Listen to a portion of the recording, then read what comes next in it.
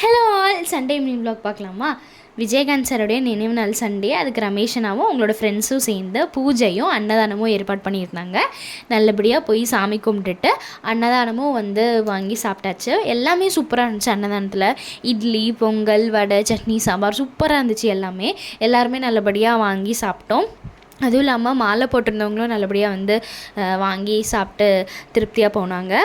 அப்பா அம்மா அப்படியே மலர் தூவி சாமி கும்பிட்டுட்டு, அப்புறம் இன்னொரு விஷயம் என்னென்னா, நம்ம ரமேஷ் அண்ணா 2003 விஜயகாந்த் சாரோடைய ஷூட்டிங் அப்போ அவர் கூட நின்று எடுத்த ஃபோட்டோ காட்டியிருந்தார். அதுவும் சூப்பராக இருந்துச்சு. அதுக்கப்புறம் என்ன, ஒரு குட்டி தூக்குது போட்டு மார்க்கெட் கிளம்பியாச்சு. நான் என்னமோ மார்க்கெட்டை போக மாட்டேன், ஆனால் நம்ம மார்க்கெட் போகிறதுக்கான ஒரு விஷயமே அங்கே ஏதாவது நம்மளுக்கு சாப்பிட வாங்கி தருவாங்களா அப்படிங்கிற காரணத்தினால தான் யாரெல்லாம் இந்த மாதிரி போவீங்க அப்படின்னு சொல்லிட்டு சொல்லுங்கள். அங்கே போயிட்டு நம்ம அப்படியே சுற்றுற மாதிரியே சுற்றிட்டு அது வேணும் இது வேணும்னு கேட்டதெல்லாம் நமக்கு கிடைக்காது, வாங்கியும் தர மாட்டாங்க.